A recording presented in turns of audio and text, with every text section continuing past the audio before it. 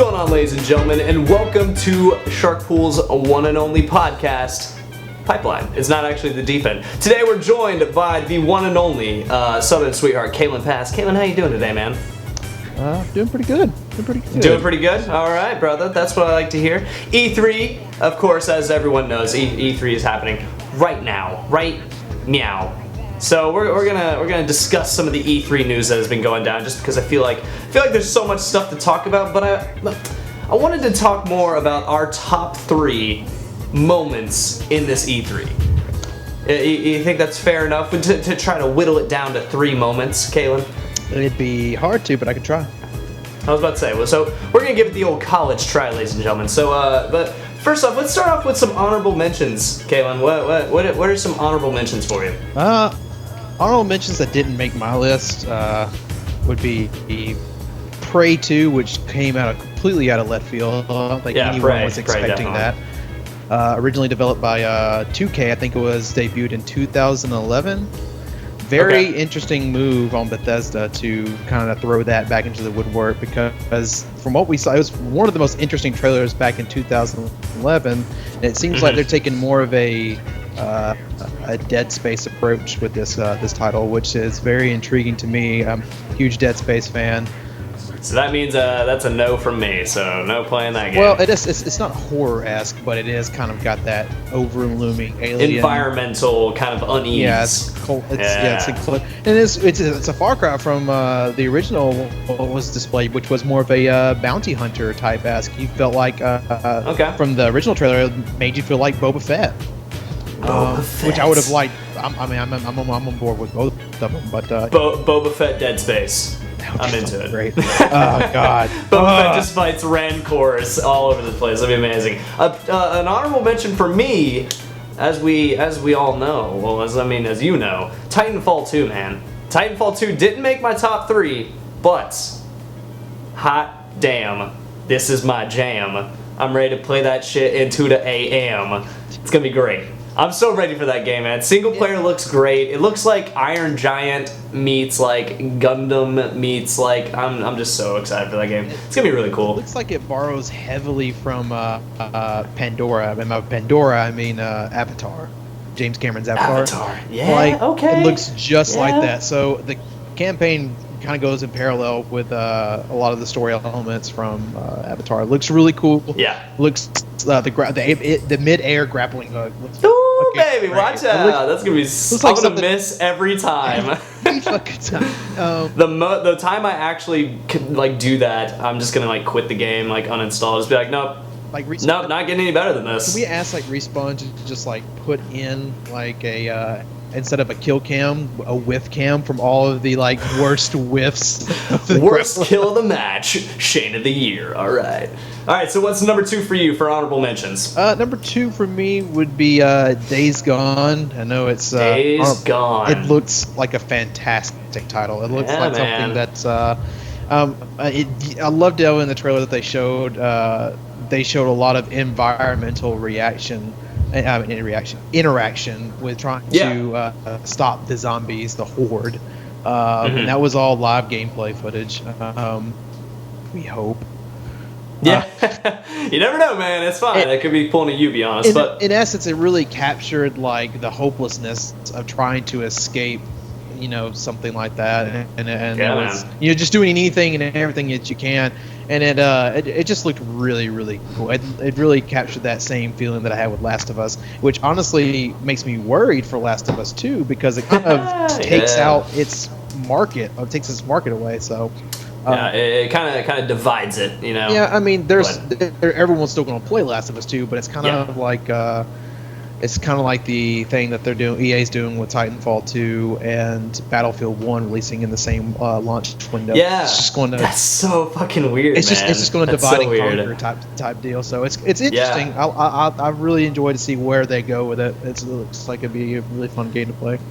Definitely. So to wrap up my honorable mentions, this was kind of like a wild card for me, because I wasn't sure what I was expecting from it. But Recore from I thought Concept was making that game, KJ Inafune's studio, but they're actually only helping with it. That's really weird. Like, it's such a weird, like, situation, but like I'm so intrigued by that game because part of me, like, I may be like grasping at straws here and like this isn't actually a thing, but it reminds me of like Mega Man Legends, and because it's like third-person action in like a post-apocalyptic kind of desert, like, you know, and then you've got like, you know, like ancient technology is that like what looks like what you're fighting. Looks like a lot of platforming. Looks like a lot of fun. So that's honorable mention. Didn't crack the top 3 though. That was just a super interesting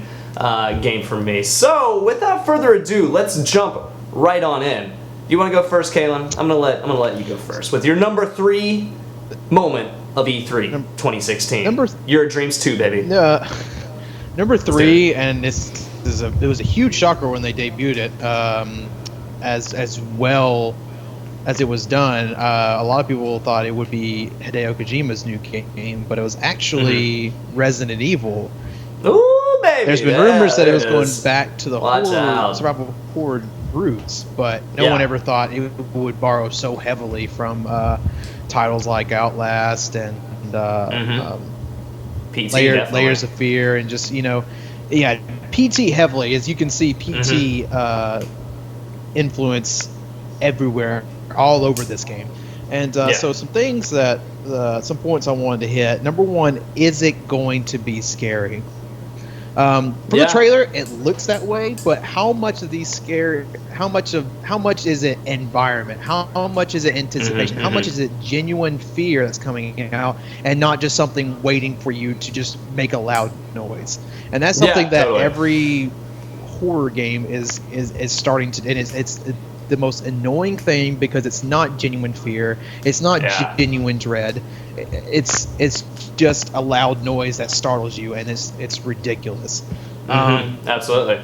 Outlast was a victim of it, although it did have some very conceptually scary parts, like come here, little pig, like right my left ear still scares the shit out of me when he fucking grabs you and throws you from the second-story balcony. Yeah, man. I thought it was so cool how at the very end it showed the 7, and it was like in the name Resident Evil, spelt the 7 within the name. Yeah. So cool. So cool. And it's called Resident Evil 7 Biohazard, so it leads me to believe that it's a new outbreak of a different type of strain of virus, which is because Biohazard is what it's called in Japan. Yeah. Resident Evil in Japan is called Biohazard. Oh, that's right. That's right. I was about to say, so it's called Biohazard in Japan, and actually, I saw this yesterday. It's like in Japan, it's called Biohazard Resident Evil. So it's like they finally have taken both names and just like, you know, smushed them together. It's really cool. I think it's really neat. And the one of the here's the biggest question I think everybody has, you know, with Resident Evil 1 and 2 being in, I think 1 and 2 were in Raccoon City. You know, you have that, you know, that big city vibe, and Resident Evil 5 was in West Africa or South Africa. Yeah, definitely. It all had a very kind of big space. Resident Evil 4 was on an island. This one? It was in Spain, wasn't it? Yeah, an island on the coast of Spain, I think. Okay, cool. But the setting on this one is kind of up in the air. From what we see in the trailer, it looks like you are going to this cabin or house that has some history behind it. And I'm really curious to see where they go, because what I've seen from the demo that they released last night is that it's a lot of footage from people who were previously investigating the house and have stumbled upon something evil, something bad, something spooky. What I'm really that was the second point, and third point is there going to be is Wesker and Umbrella Corp going to be in at all in this? If it's going to be a complete, you know, wiping the hands clean of Wesker and Umbrella Corp, you know, that big overlaying thread, or are they going to be inserted somewhere but less dominant? Totally. Like, that's such a good question too. Like, I did not even think about that. Like, because like Resident Evil's got this whole lore behind their whole series. Like, are they gonna somehow get that into it, or are they just going to tell like a horror story? You know, like, I don't think they should take it out because it's a part of their history, and it is an interesting part of Resident Evil's history. They just don't need to. They need to find a common ground. They don't need to lead too far into, wacky doodle town with tentacle fucking monsters and fucking whatever the hell they're doing. I mean, those liquors and Nemesis, fine, that's fine, but don't lead too far like Wesker being a fucking Akuma from Street Fighter, and don't pretty much and don't lean too far to the left with too far towards PT. You want to find that happy medium where it's Resident Evil and it's still got its roots founded in that genuine fear that everyone still maintains its identity. And everyone still wants that Resident Evil experience like they had with Resident Evil 1 and the N64. Everybody's still looking for that, and Resident Evil 4 for that matter. They want the overlying, you still have some type of power.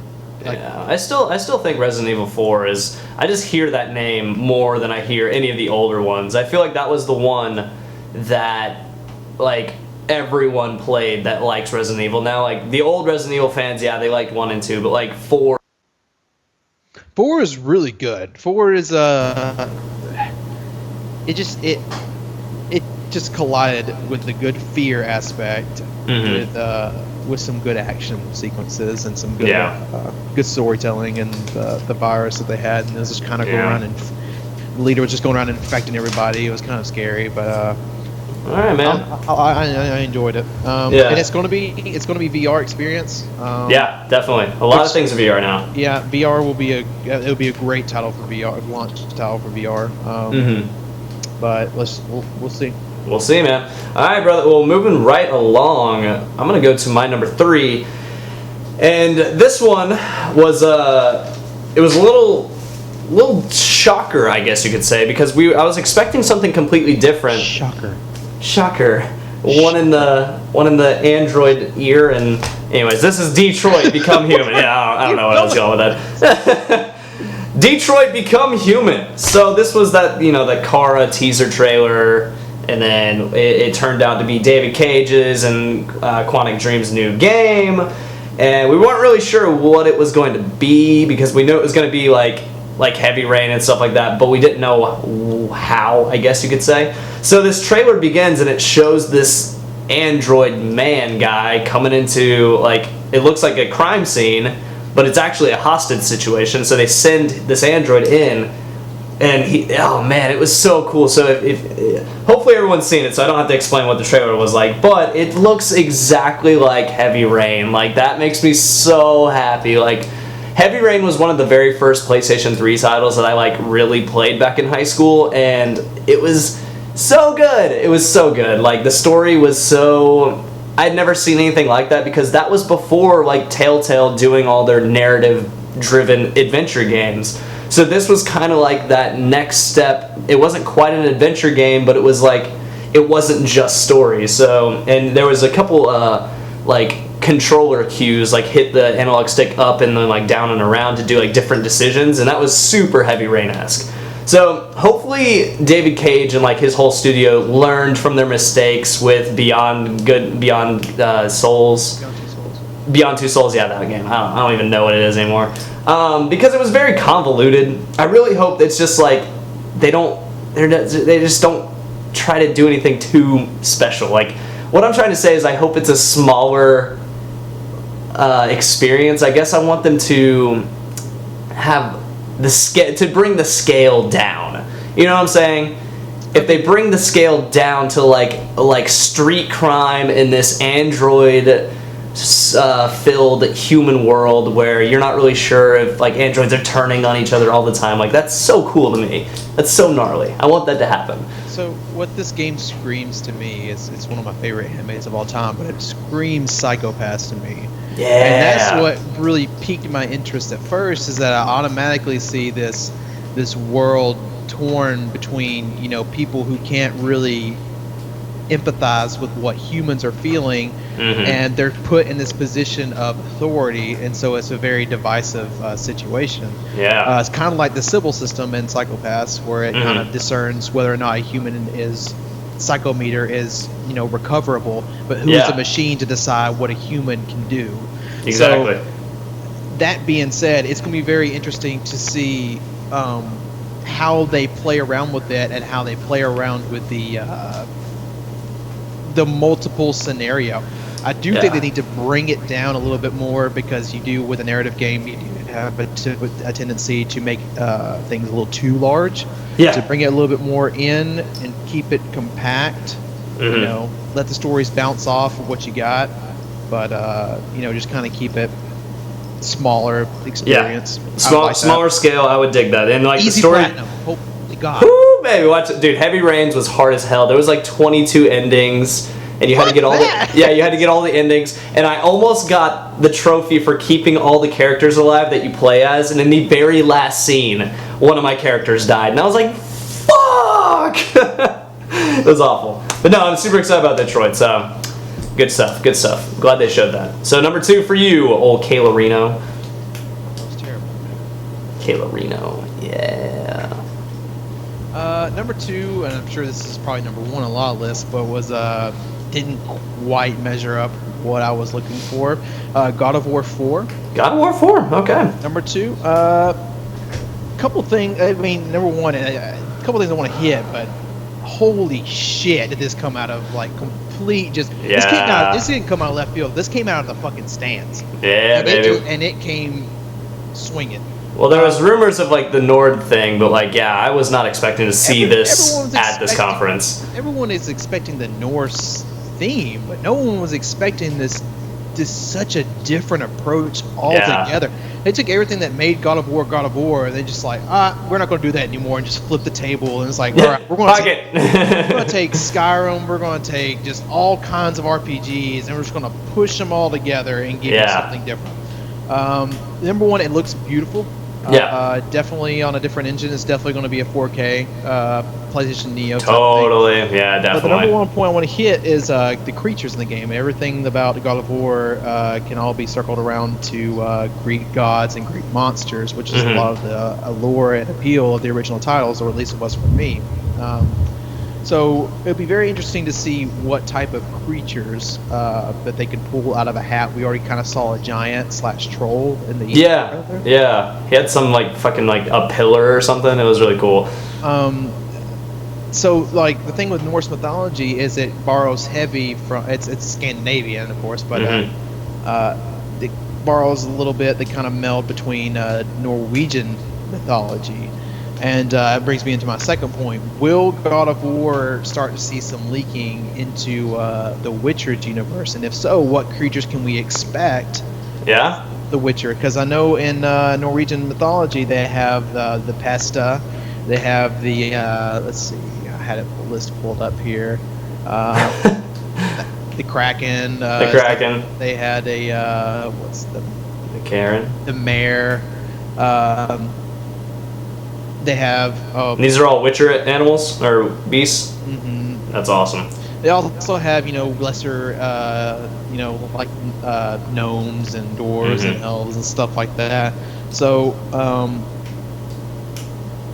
it'll be interesting to see what all they can kind of fit into there, and if it's going to take away from God of War's impact, because we've seen these creatures before, and with God of War is like we've never fought a fucking Hydra before. We never had fought these big ass titans on the side of Mount Olympus. These new experiences, and I wonder if Witcher is going to impact the experience that Santa Monica's trying to capture with these. I'd say, man, I'll tell you what, man. Witcher is it's a tough act to follow. It's got its fingerprints on everything nowadays, and it's actually got its fingerprints on this next game I'm about to talk to you about. So, I'm so excited. I got one more point, and this kind of goes to the goes into the story. So a lot of questions on everyone's lips is it actually Kratos? Is it a multiverse aspect? Is it like Kratos? Oh yeah, that's like Kratos, but in Norse mythology. And I can't in good conscience say that that's accurate, just because you see a lot of the Omega symbols and a lot of the same characteristics that Kratos has, generated from the previous games. Yeah. Me being a really big fan of God of War, you still see Spartan Rage on his meter.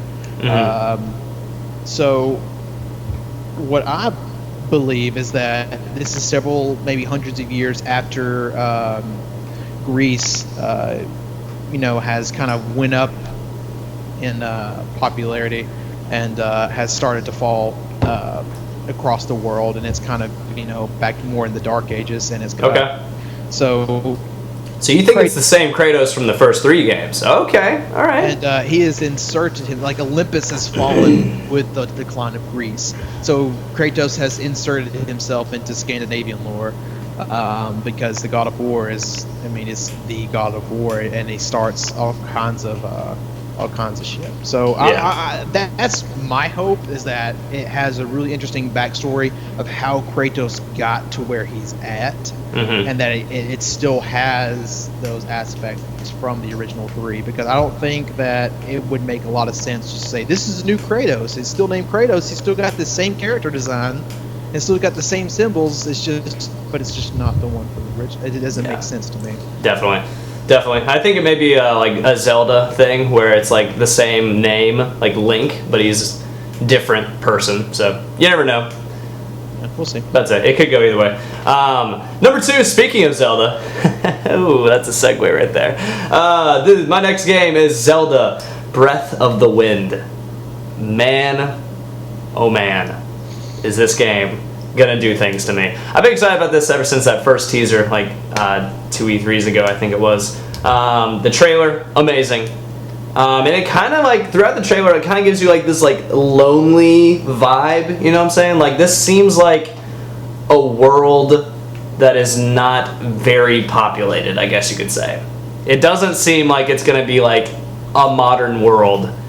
And there's a little symbolism at the end of one of the trailers. It shows like the Master Sword, and it's like rusty, and that's like actually in the symbol of the game. So my theory is this is a Link that is like after like the world has like either something happened to this world, and he just wakes up, and it's just like, oh well, then everything is not okay. But anyways, so it's got kind of a Shadow of the Colossus vibe, you know what I'm saying? Like Shadow of the Colossus was just you and your horse.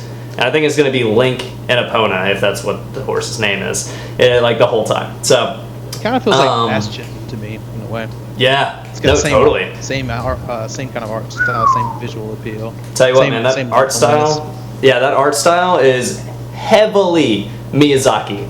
This whole game just screams Hayao Miyazaki right now. Like, it's just like that watercolor, the piano playing, like the soft breezes, and like everything swaying. Like, it is totally Miyazaki influenced. It takes like the perfect melding of Eastern and Western influences with like the Hayao Miyazaki stuff, but then it also like takes cues from Western games, like Western RPGs. Like I said, The Witcher. Like, it looks like this game, like, there's cooking, there's probably crafting. It looks like you can equip different types of armors. Like, it looks like this is going to be the most dense and deep like Legend of Zelda ever, and that is so exciting that you can equip different weapon types, different armor types, and there's still those dungeons to go, and you can climb shit, and it's so cool, man. So cool. Yeah, absolutely. So man, I'm just super excited about that game, and just really ready for the next one. I'm really excited about it, but it's kind of sad. It's kind of like a swan song. It's kind of like the end of an era, because you see Nintendo is kind of on the it's kind of got their backs pressed up against the wall, and this could Nintendo will probably go software before it goes belly up in the end, but it is still kind of very sad to see Nintendo, this big giant, kind of fighting for their lives type thing. This last title, this is all that they're showing. This E3, that and Pokemon, it's really sad. Yeah, no, it totally is. But it's a very fitting, I guess. A lot of what I feel like is Nintendo's going through, and this is it'll be a good game. It would definitely be a good game. No, oh man, I'm so pumped for that. I'm so pumped for it. That's probably the main reason I'm gonna buy an X just to play that, man. And hope to God it's backwards compatible with Wii U, because I swear to God if it's not, I'm gonna be so sad. So sad. Do you really call it backwards compatible at that point? Could you just say it's parallel compatible? Yeah, I know, right? Well, you never know, man. You never fucking know. This is fucking Nintendo bullshit ass. So we've got one more E3 moment of 2016, the year of dreams. What is your number one moment from E3 2016 there, Caitlin? Well, the number one moment for me for E3 was they threw in this, indie tag on this developer where they went into the trailer, and it was for We Happy Few. Happy Few, all right. And it intrigued me because it borrowed so heavily from BioShock. Yep. It just immediately reminded me of BioShock, and I was immediately just captivated in the world. And that trailer disturbed me. Yeah, man. They were beating a piñata, and I was like, that's not the sound of piñata. The sound a piñata makes when you're beating the shit out of it. Yeah, it was like a rat, wasn't it? It was a dog. Oh, it was a dog. It was a dog. And it's disgusting. I close the window again. It's awful. It's raining, baby. And they had. I mean, it was just so dark, and it was just something that we'd never seen on an E3 showcase before. So, and I'm all about a good dark storyline. Yeah, and we know, man.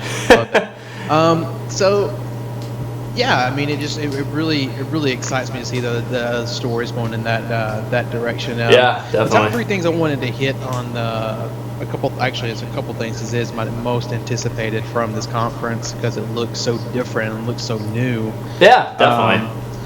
Is that one? It reminds me a lot of the Dead Space 2 Psychosis type thing. Okay. How in Dead Space 2, Isaac Clarke's traumatized from the happenings on the Ishimura. So this is kind of what the main protagonist is going through. He finds himself after World War II. Is this We Happy Few? Yeah. They found themselves inside this this town that's just run by happy people. Really? These happy people are all up on joy pills, and they can kind of sense when another person's not on their joy pills, and the way they correct someone that's not conforming to their society's norm is they beat the living shit out of them to death. Yeah, no, totally. So that was very interesting, and it reminds me of that Psychosis, going back to my original point, because it reminds me of just the overall sensibility of what's real and what's not. And, what's playing mind tricks, kind of. It's very deceptive of how it wants to play. Yeah. And, so that also is very interesting. Very dark. Super I'm dark. Wondering I don't know if the masks / paint face makeup has anything to do with the overall town. Yeah. I thought that was very interesting. I wasn't sure if that was face paint or a mask or what. It looked like a mask at first, but I don't know. I don't think it was. It's just like a society of fucking jokers. Yeah. And it's very captivating. But what's really cool is I was looking up some of the things on Steam.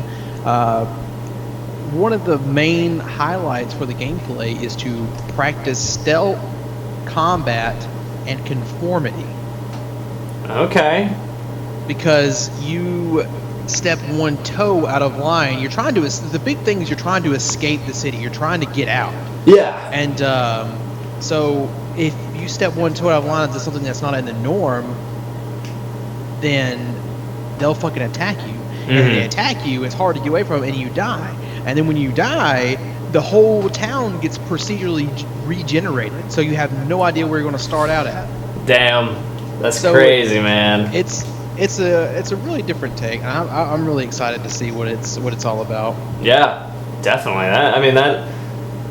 That was one of those games I was like, okay, this is something I definitely want to play. Like that and Recore were like my two that I wanted to play out of Xbox's conference. I was like, damn, this is fucking so cool. I didn't know about the you die like regenerates the town thing. I didn't know about that. Yeah, that's really generated environment, which is so cool.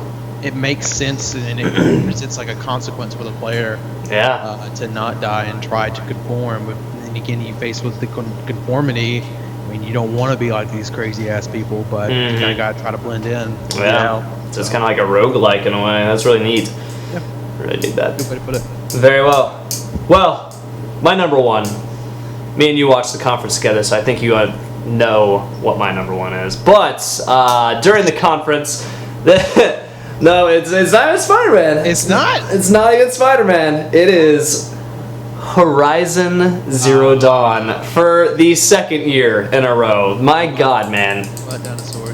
That game blows my mind every time I see it. Like, they started the trailer off, it was like gameplay, and she was just running around, and then she like, it looks like, oh God, there's so much mystery in this game, and because like you don't know if these dinosaur robots are like from a past civilization that they just don't know about, like, and it looks like they understand them to a point, like where she reprogrammed that one to be like her mount, and I thought that was really neat.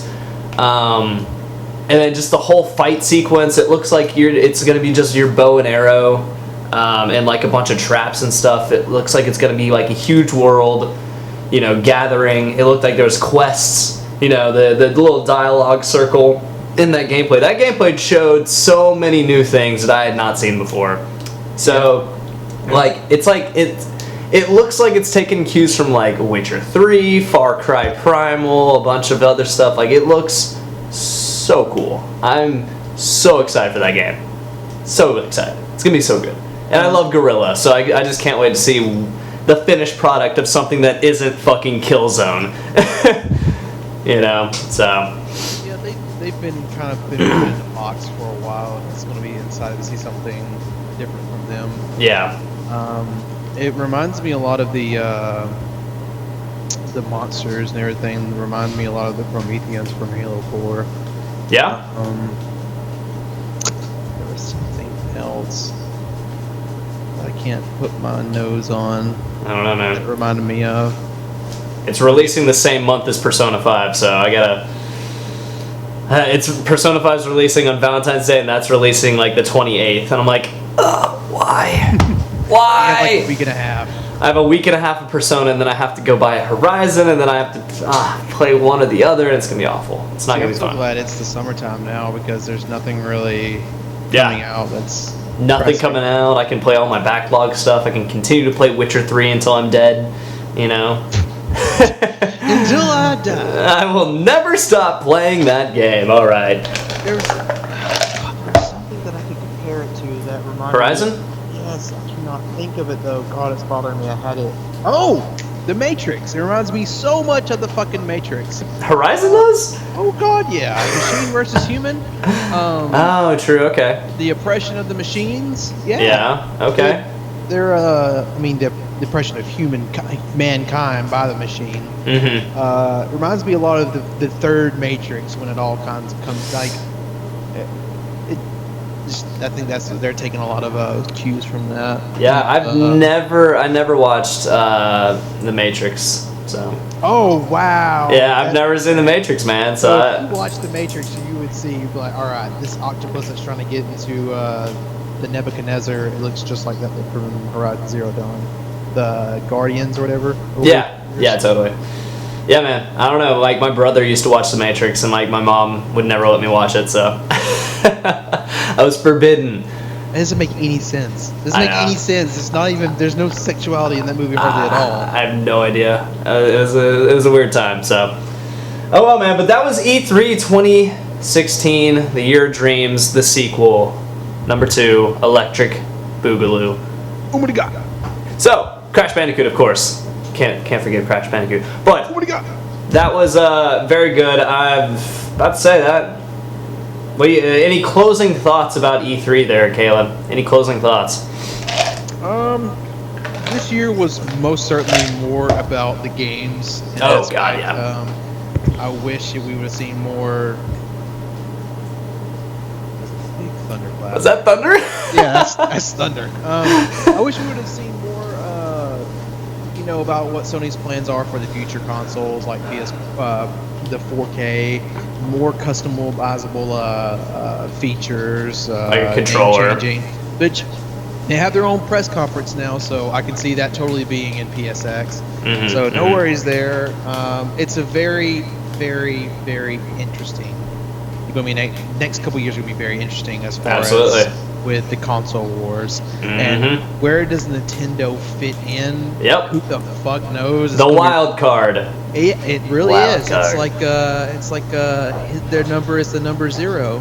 They are the number 0, empty yet holding infinite possibilities. Oh yeah. Persona 5. Persona. All right. Can't wait for Persona. Anyways, thank you guys for joining us right here on the Pipeline Podcast.